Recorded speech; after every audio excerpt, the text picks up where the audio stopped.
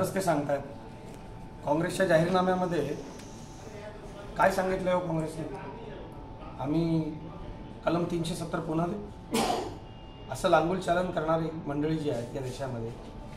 आणि खरं तर नरेंद्र मोदी आणि राहुल गांधी ही तुलना होऊ शकत नाही. पण आमच्या सुदैवानं मी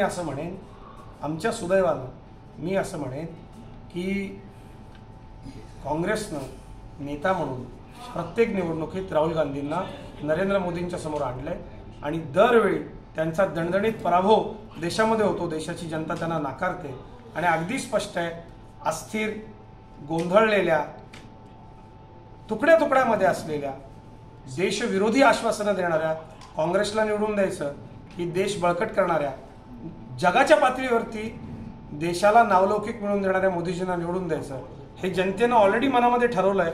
आणि अबकी बार 400 पार या घोषवाक्यासह आमच्या सरकारमध्ये अधिकाधिक खासदार पुढच्या वेळेला आम्हाला येत्या निवडणुकीमध्ये निवडून देत सरकारला मोदीजींसारखा सक्षम पंतप्रधान देशाची जनता पुन्हा एकदा देणार. अमरावतीचे यांची लढाई नाचीशी नाही, बाई ही पडद्यावरची नटी आहे, ती तुम्हाला खुणावे, मोहाला बळी पडू नका. नवनीत राणांविषयी संजय राऊत यांनी बेताल वक्तव्य केलंय. मला असं वाटतं संजय राऊतांच्याकडून दुसरी काय अपेक्षा तुम्ही करू शकता? एखाद्या महिला भगिनीच्या बाबतीत अशा पद्धतीनं पहिल्यांदा संजय राऊत यांनी ही वक्तव्य आहे तो संजय राऊत वागलेत.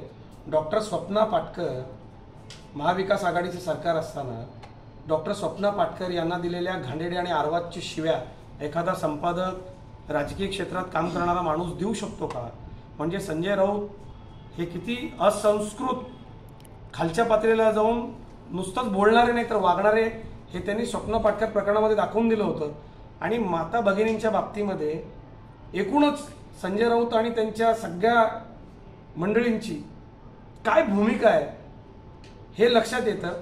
भारतीय जनता पक्ष हा कायम स्त्री शक्तीचा, महिला भगिनींचा सन्मान करणारा पक्ष आहे. आणि मला असं वाटतं संजय राऊत यांनी हे जे वक्तव्य केलं आहे याबद्दल शरम वाटली पाहिजे त्यांना. निर्दलीय होती त्यावेळेस निवडून आलेली होती, त्यामुळे मोदींची हवा आहे असं काहीच नाही. या देशामध्ये मोदींचीच हवा होती, मोदींचीच हवा आहे. आणि जे उमेदवार आहेत महायुतीचे ते मोदीच आहेत असं समजून लोकांनी मतदान करावं असं मी आवाहन करेन. आणि मला असं वाटतं फार कोणीही डोक्यात हवा जाऊ देऊ नये आपल्या. भाजपच्याच उमेदवार मोदींना म्हणतात की मोदींची त्यामुळे करताना चार्ज. विषय असा आहे की तिथं नवनीत राणा असल्या तरी, कारण नवनीत राणा या अभिनेत्री आहेत, त्यांना डायलॉग्स देण्याची सवय आहे, परंतु त्यांनी सुद्धा ते आता भारतीय जनता पक्षाचे उमेदवार आहेत. आतापर्यंत आमच्या त्या सहयोगी होत्या, आम्ही त्यांना सहयोगी म्हणून आमच्यासोबत घेतलं होतं, त्या अपक्ष निवडून आलेल्या होत्या. पण आमचा उमेदवार असो की कुणीही असो, कुणीच डोक्यात हवा जाऊ देऊ नये. या देशात फक्त मोदींचीच हवा आहे. विरोधकांचा टोला आहे की शेतकऱ्यांचे प्रश्न सोडा त्यानंतर मतदान. मला विरोधकांना खूप चांगला प्रश्न तुम्ही मला विचारला. शेतकऱ्यांचे किती प्रश्न विरोधकांनी सोडवले?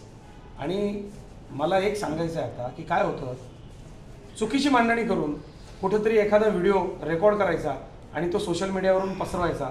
मुद्दे नसल्यामुळं विरोधकांचं अवसान गळालंय. आणि शेवटी काय असतं की ज्याला कोणीच वाली नाही त्याला बळीराजावाली असतो, त्याला शेतकरी वाली असतो. आणि शेतकऱ्यांच्या नावाने माझं 75 आश्वासनं पूर्ण केल्यानंतर आम्ही जनतेच्या समोर आलेलो आहे. माझं आव्हान आहे विरोधकांना, तुम्ही काय केलं तुमच्या कार्यकाळामध्ये शेतकऱ्यांसाठी ते आधी सांगा. आणि शेतकऱ्यांच्या खांद्यावर बंदूक ठेवून चालवणं सोडा, स्वतःचं काम काय ते सांगा आणि मग मत. धन्यवाद.